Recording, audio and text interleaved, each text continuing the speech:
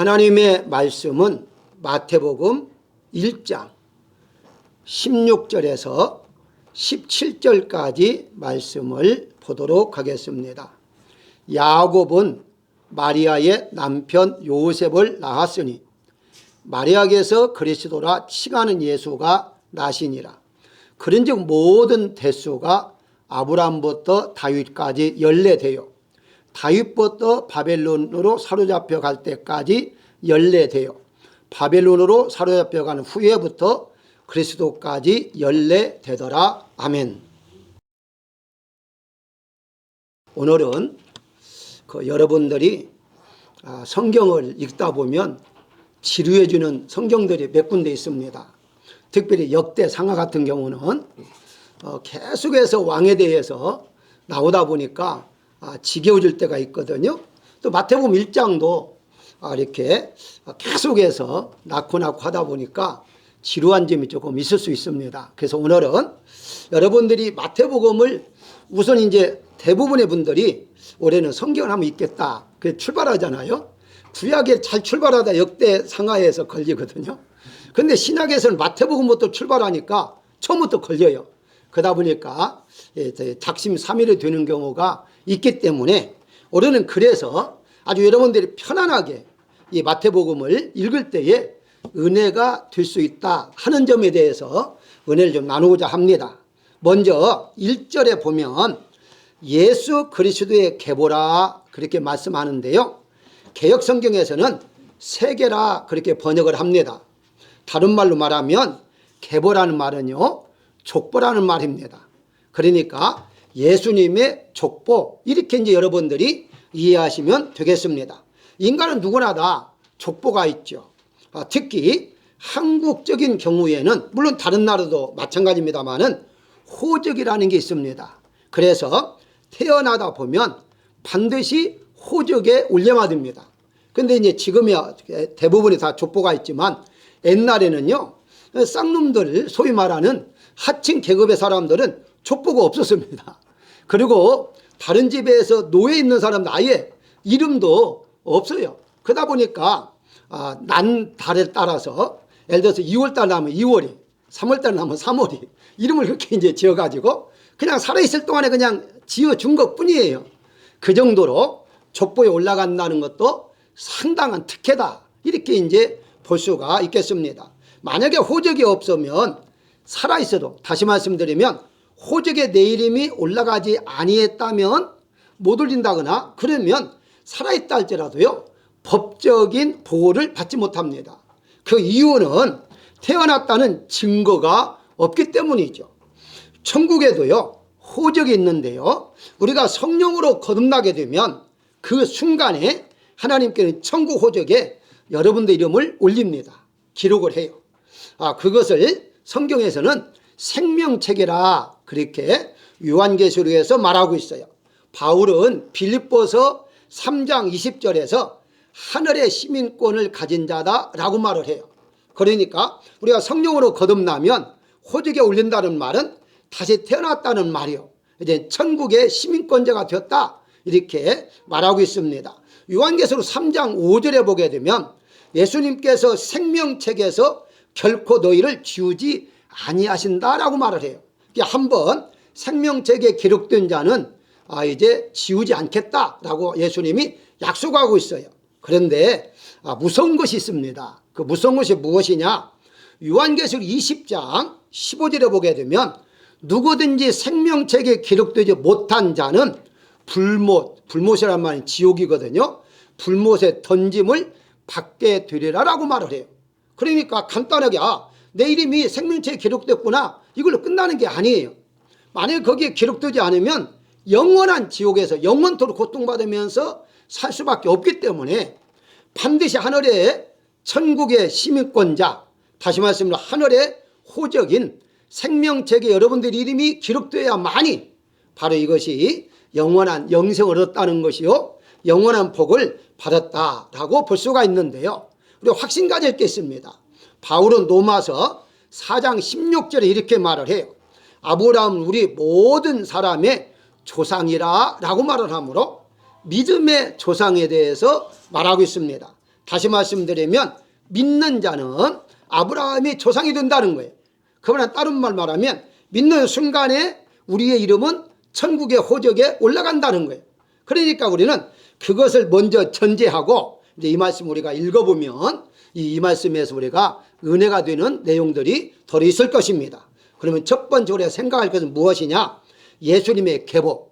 다시 말씀드리면 예수님의 족보는 약속의 족보다라는 것입니다. 약속의 족보다. 무슨 말이냐? 1절에 아브라함을 언급하신 것은 아브라함과의 약속을 이루시기 위해서입니다. 그러니까 1절에 보게 되면 아브라함과 다윗의 자손 그러잖아요.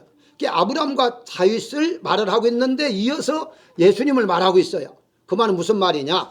예수님의 족보니까 예수님만 말해도 되는데 바로 아브라함부터 출발한다는 거죠. 그 말은 아브라함 믿음의 조상이고 아브라함 약속한 것은 믿는 자 모두에게 약속한 것이다 하는 것과 같다는 거예요. 우리 잘 아는 대로 아브라함이 어떤 약속을 했죠? 창세기 12장을 뭐 이미 너무 잘 아시니까 22장 17절에 보게 되면 내 씨로 크게 성하여 하늘의 별과 같고 바닷가의 모래와 같게 하리니 이걸로 끝나지 않아요. 18절 이어서 내 씨로 말미암아 천하 만민이 복을 얻으리라 라는 약속을 해요. 여기 천하 만민이 복을 얻는다는 말은 곧 우리가 믿음의 복을 의미하는 것이고 천국의 복을 의미해요. 그러니까 하나님께 아브라함에게 약속을 했어요. 아브라함의 모든 후손들은 다 천국으로 들여보내겠다라는 약속을 했다는 거예요. 그 약속을 위해서 예수님이 이 땅에 오셨다는 것을 말하고 있어요.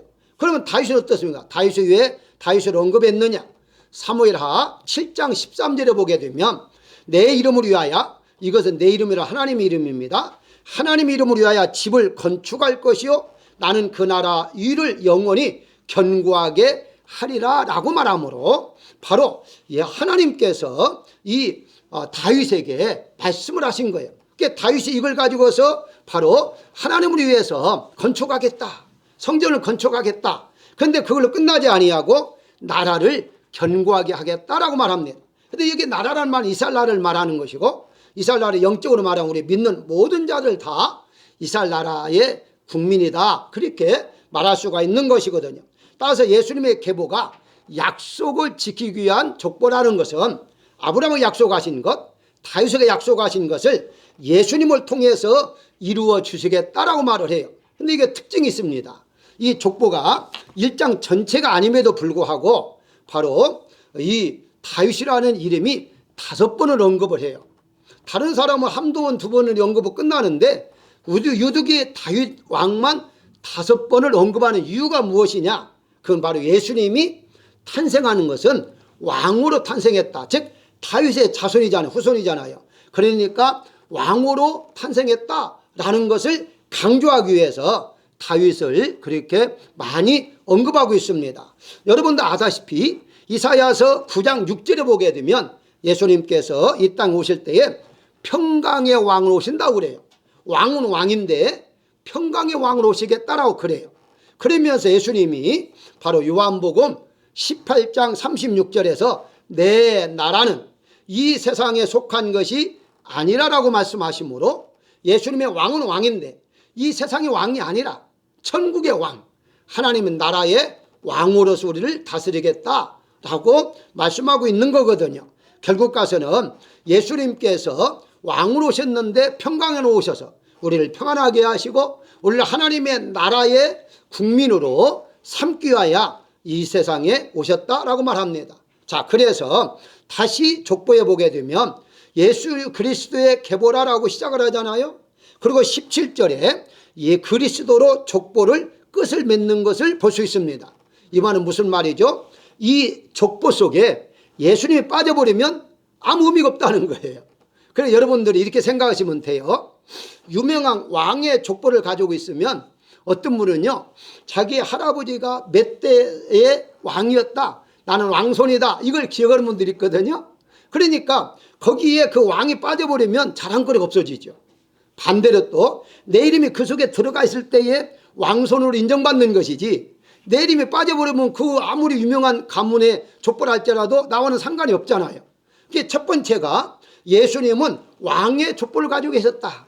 그런데 그 왕의 족보에서 예수님을 통해서 우리를 살려주시기 위해서 영원한 나라를 만들기 위해서 이 땅에 오셨다. 그래서 시작 1절에 예수님으로 시작해서 마지막 17절에 예수님으로 끝나는 거예요.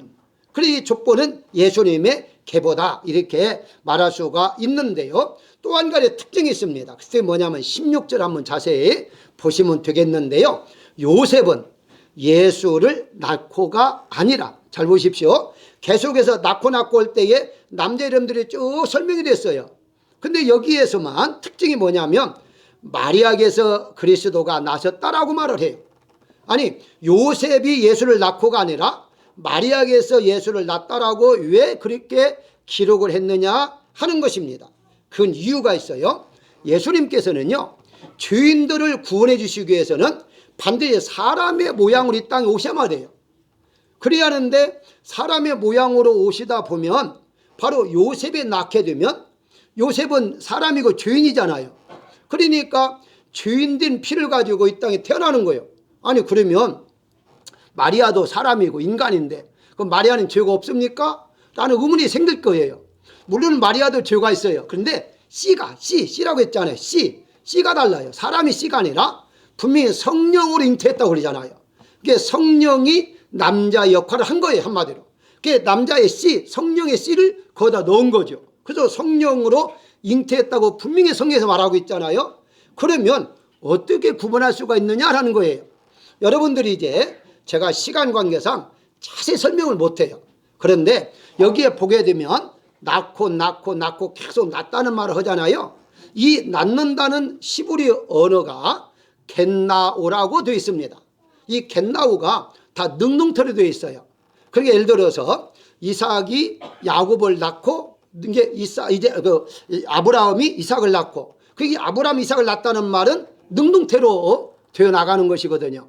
그런데 마지막에 마리아에게서 낳다라는 말은 능동태가 아니라 수동태예요. 다시 말씀드리면 인간의 의지로 난 게 아니라 성령에 의해서 수동적으로 받아들여서 자기 의지와 전혀 관계없이 하나님의 주권에 의해서 잉태가 됐다라고 해서 수동태를 사용하고 있어요. 그게 무엇을 의미하느냐? 바로 인간의 몸을 입고 오셨지만 죄는 전혀 없이 인간의 몸을 잠시 빌려서 씨가 다른, 씨는 이제 성령이니까 성령은 누구예요? 하나님이잖아요. 하나님의 씨를 바로 마리아를 통해서 심어서 이 세상에 태어났다라고 성경은 말하고 있는 거예요. 왜 그렇게까지 하셨을까? 그건 바로 약속이 있기 때문이에요.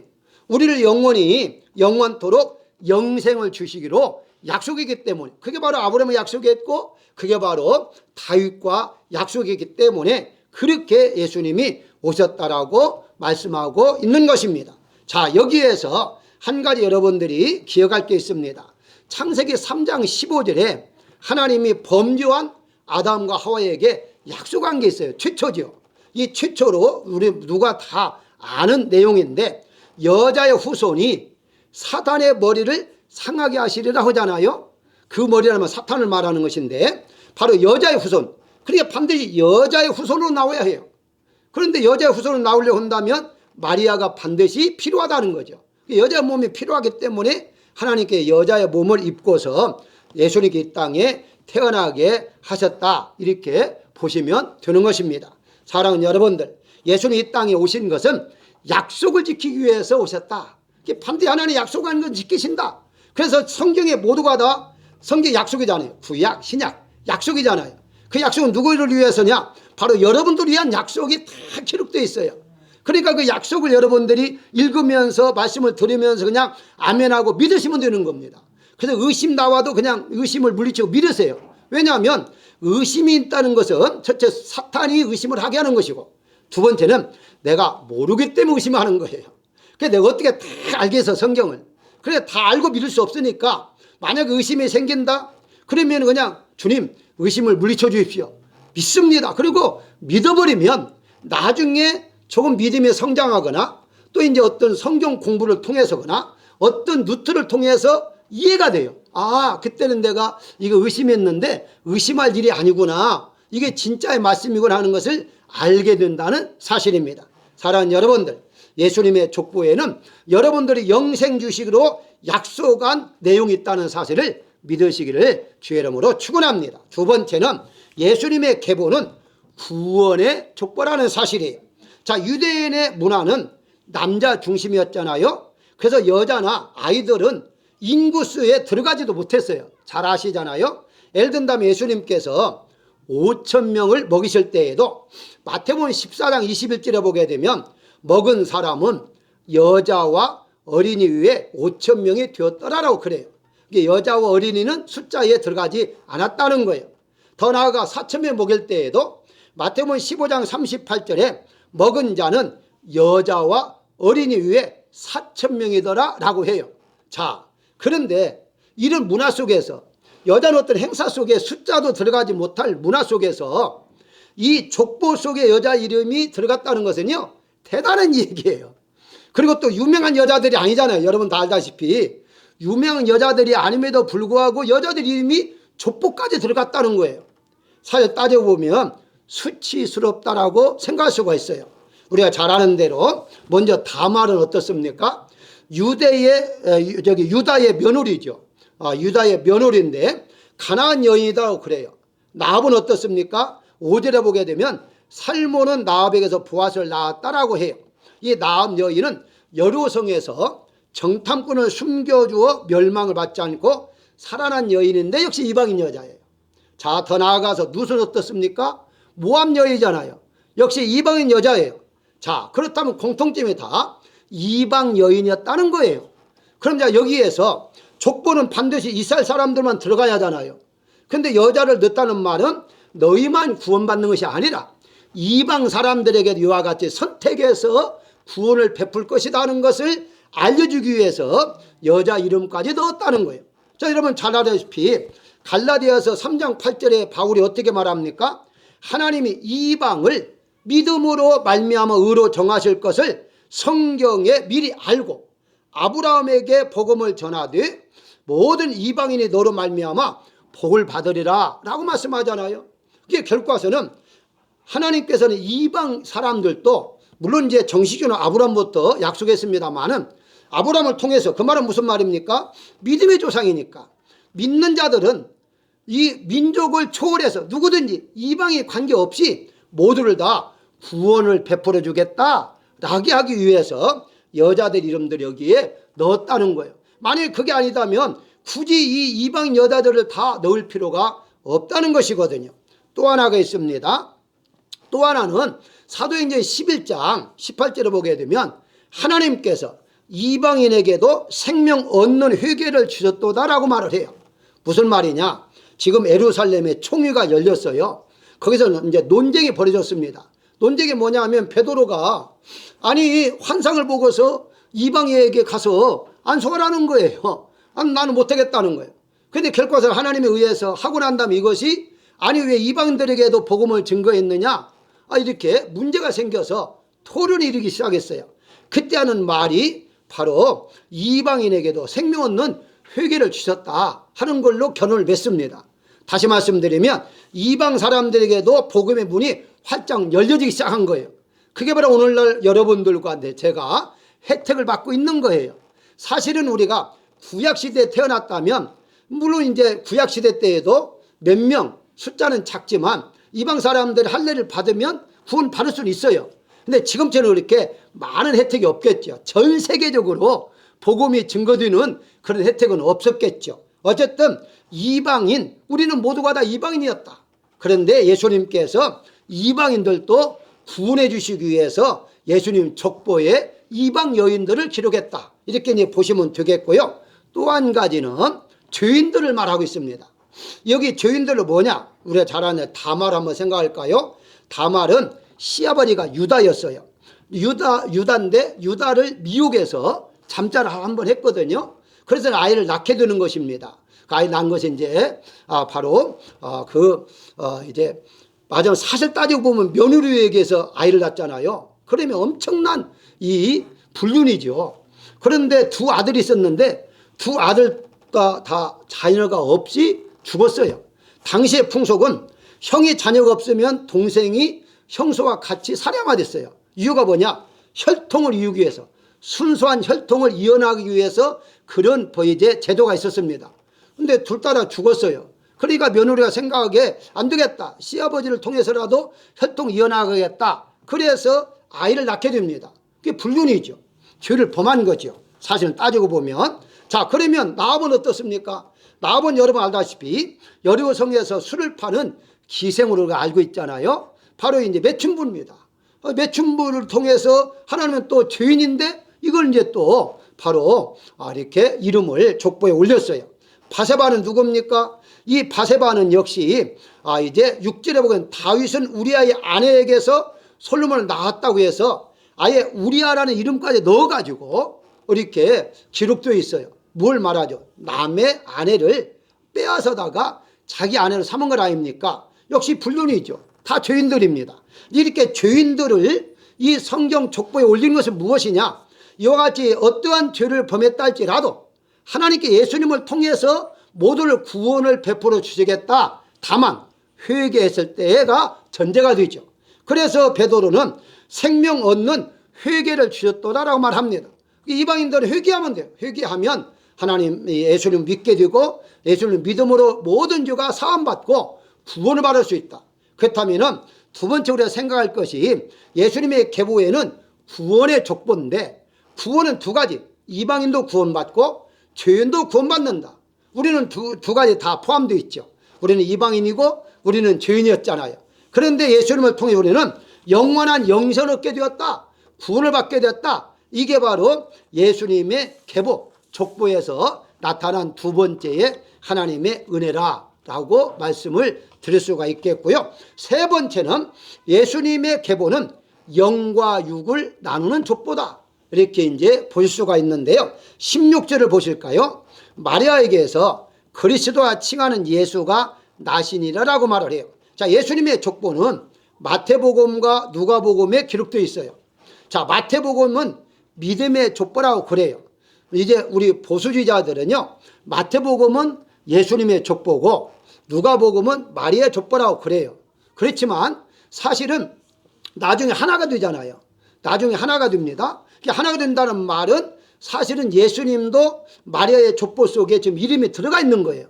그러니까 그것도 사실 따져보면 이제 예수님의 족보라 이렇게 말할 수가 있는데요. 그러면 그렇게 나누지 말고 굳이 나눈다면 마태복음은 믿음의 족보, 즉 영적인 계보다라고 우리가 이해하시면 되겠고요. 그래서 믿음의 조상인 아브라함부터 기록하고 있는 거예요. 자, 그러면 누가복음 어떠냐? 누가복음은 인간의 족보요.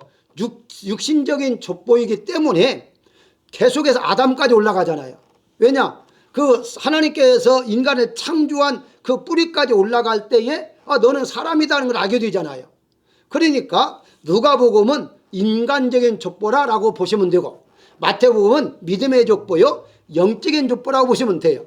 자, 그래서 여러분들이 누가복음 읽어보게 되면요. 77대까지 쭉 기록했어요. 빠진 사람이 별로 없어요. 있긴 있어요. 별로 없어요. 그런데 마태복음 빠진 사람이 많아요. 왜 그럴까요? 믿음의 족보이기 때문에 믿음의 족보에서 믿음 있는 사람들을 열거할 수밖에 없어요. 그러니까 이 강조가 뭐냐? 믿음을 강조하기 위해서니까 이제 그 많은 사람들을 빼버릴 수밖에 없었다는 거죠. 자, 일부러 한 것인데요. 다시 17절을 보게 되면 아브라함도 다윗까지 14대요. 다윗부터 바벨론까지 14대요. 바벨론에서 그리스도까지 14대요. 일부러 짜 맞춘 것 아닙니까? 14대, 14대. 14대가 뭡니까? 이 7의 숫자가 완전 숫자인데 7이 2개에서 14예요. 14가 3개 모이게 되면 또 완전 숫자예요. 그게 42 숫자거든요. 그래서 요한계시록 보게 되면 3년 반이 42개월인데 자, 어쨌든 거기까지 나가면 좀 시간이 걸리고 여기에 보게 되면 일부러 14대 14대로 맞춘 거예요. 그 말은 무슨 말이냐? 이 믿음의 족보, 믿음의 족보에 들어가기 위해서는 어떻게 해야 할 것인가에 대해서 좀 설명하기 위해서 이렇게 짜 맞췄다라고 이제 보시면 되는 거예요. 자, 여기에서 8절 잠시 한번 여러분 보시게 되면 요람이 우시아를 낳을 것이라 이렇게 낳았다 이렇게 말을 하잖아요. 8절에. 그런데 여기에 보게 되면 요람이 우시아를 낳은 게 아니에요. 그 중간에 3대 왕이 다 빠져버렸어요. 그러니까 한마디로 요람이 우시아가 아들이 아니라 바로 증손자다 이렇게 보시면 돼요. 그리고 우리가 읽을 때는 낳고 하니까 그냥 아들로 보지만 아니요, 빠졌어요. 그리고 11절에 요시야가 여고나를 낳은 것인데 그것도 아니에요. 여호와김이라는 왕이 빠졌어요. 자, 요같이 중간중간에 뺀 사람들이 있어요. 그런데 우리는 읽을 때는 낳고 하니 그냥 읽어지는데 근데 사실 이 정도는 그 약과예요. 어느 정도까지 많이 빼버리느냐. 여러분들 4절 한번 보실까요? 4절에 보게 되면 남은 아비나답을 낳고라고 그래요. 그런데 이 남은 아비나답을 낳고라는 그 중간 사이가 얼마나 빠졌느냐. 애굽 생활할 때거든요. 애굽 생활할 때 400년을 빼버려요. 애굽 생활할 때 400년 왜 빼느냐. 그건 여러분들이 성경을 자세히 읽어보게 되면 애굽에 있을 때에 하나님을 섬기지 아니하고, 물론 요셉도 하나님 섬겼습니다. 그 뒤에 이제 신앙이 약해져 가지고 하나님을 섬기지 아니하고 애굽의 우상들을 섬겼어요. 그러니까 하나님께서 우상들을 섬기는 오랜 기간 동안에는요 아예 그냥 족보에 다 빼버린 거예요.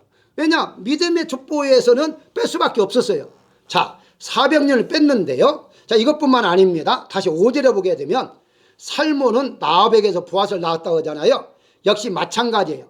여기에 살몬과 나업의 기간, 여기 살몬과 나업에서 사사시대가 들어가는데 사사시대 동안에 있는 340년 동안 또 다 빼버려요.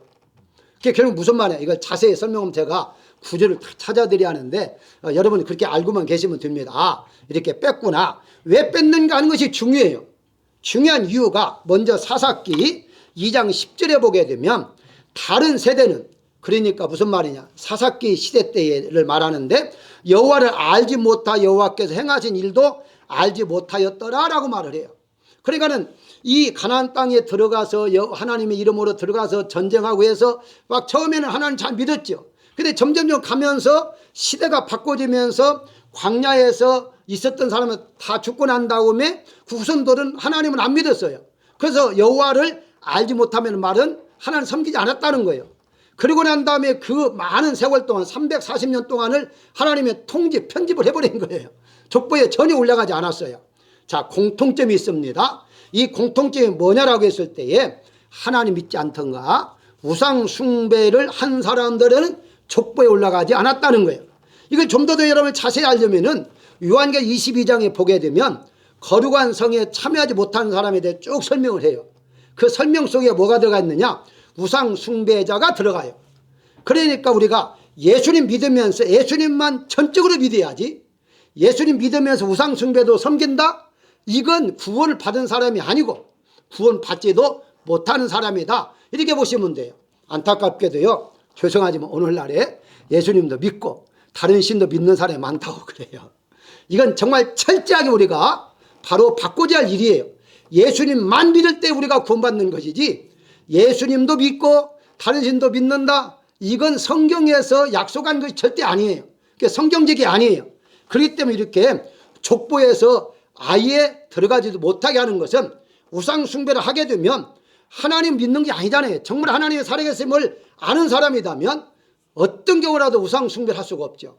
다른 신을 믿을 수가 없다는 것이죠. 그래서 예수님의 계보에는 영적인 흐름과 육적인 흐름이 계속해서 이어졌다, 이렇게 이제 보시면 되겠고요. 여러분들은 바로 영적인 사람들이잖아요. 믿음의 사람들이기 때문에 여러분들이 예수님의 족보에 이미 이름이 올라가 있다, 이렇게 이제 보시면 되는 것이고요. 마지막으로 예수님의 계보는 생명의 족보다라고 말씀을 드릴 수가 있어요. 아담 자손의 족보는 창세기 5장에 잘 나와 있어요. 예수님의 족보는 1장에 나와 있는데요, 특징을 한번 보게 되면 창세기 5장 5절에 보면 아담은 930세를 살고 죽었더라라고 시작을 해요. 근데 여러분들이 집에 가서 읽어보시면 나오는데 계속해서 이름이 나오면서 살고 죽었더라 살고 죽었더라 그래요. 마지막 끝에 보게 되면 이 창세기 2장 17절에 보게 되면은 이제 선악을 알게 하는 나무의 실과는 먹지 말라, 내가 먹는 날에는 정령 죽으리라 라고 분명히 말씀했잖아요. 그 죽으리라는 것이 바로 죽었다 죽었다 죽었다예요. 한마디로 그 구약의 아담의 후손들은 몇 년 동안 살다가 죽었더라는 것이 특징이에요. 자, 거기에 조금 더 여러분들이 이제 도움을 드린다면 죽었다라는 단어가 바로 무트라는 단어인데요. 여러분 이제 창세기 이제 2장을 자세히 이제 한번 이 말씀을 듣고 읽어보면 은혜가 될 거예요. 거기에 보면 번역이 어떻게 했느냐. 17절에 선악을 알게 하는 나무 실과를 먹지 말라. 내가 먹는 날에는 정령 죽으리라. 지금 이제 개정 성경에서는 어떻게 번역하면 반드시 죽으리라 그래요. 자, 정령이나 반드시나 같은 말인데요. 이 반드시라는 말이 똑같은 무트예요. 죽는다는 단어예요. 그 죽는다는 단어를 번역상에 반드시 죽는다는 말이에요. 그 실질적으로 번역하면 어떻게 번역하느냐. 죽고 죽으리라 라는 말이에요. 너는 죽고 죽으리라. 그러니까 이게 도저히 죽는 거지 단 1%도 살아날 가능성이 없다는 말을 하기 위해서 두 번 반복한 거예요. 무트로 반복한 거예요. 자, 그런데 여기에서 사단이 또 미혹을 하잖아요. 미혹을 할 때 어떻게 하느냐. 분명히 성경에서 어떻게 말하냐면은 너는 결코 죽지 아니하리라라고 그래요. 결코라는 단어가 역시 무트라는 단어고 죽지 않는다는 말이 무트라는 단어예요.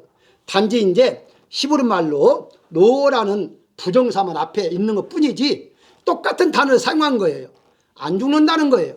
너는 그러면 다시 읽으면 너는 결코 죽지 않고 죽지 않겠다 하는 말인데 하나님은 죽는다. 너는 반드시 죽는다. 그래 죽고 죽으리라 하는데 이 사단은 죽지 않고 죽지 않는다. 이렇게 미혹을 한 거 정반대로 이제 시험을 하게 되었다는 것을 볼 수가 있어요. 자, 그래서 아담은 934를 살았지만 결국 죽었다라고 성경을 말하고 있고 노아가 마지막 족보에 들어가잖아요. 노아도 여러분들 보시게 되면 창세기 9장 29절에 노아가 950세가 되어 죽었더라라고 그래요.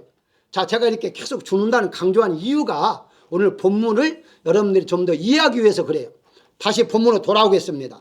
마태복음 1장에 보게 되면 죽었다라는 단어가 한 번도 없어요. 무슨 말이냐? 낳고라고 그래요. 만약에 이걸 정말 일반적인 족보로 말을 한다면 아브라함이 175세까지 즉 이삭을 100세에 낳았으니까 175세까지 살다가 죽었더라라고 해야 하잖아요.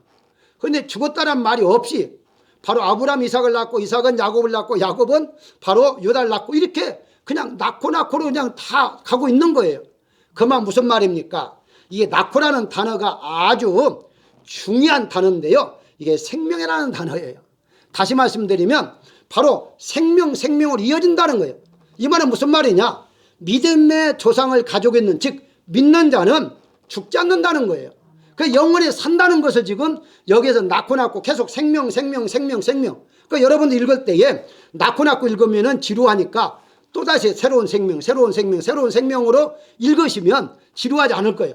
하나님이 이렇게 나를 영원히 살게 하시는구나. 영원한 생명을 주시는구나. 그 영원한 생명이 아브라함부터 출발해서 나까지 임하게 하셨구나 라고 이해하면서 이 말씀을 읽는다면 정말 은혜가 되리라 라고 생각할 수가 있습니다. 사랑하는 여러분들, 우리는 죽지 않습니다. 아니 죽잖아요. 육신만 죽는 거예요. 육신은 흙으로 왔으니까 흙으로 돌아가는 거예요. 우리 영혼은 영원히 죽지 않고 다시 부활해서 영원히 산다고 말씀하고 있어요. 그래서 예수님의 족보에 네 번째 우리가 생각할 것은 생명의 족보라는 거예요.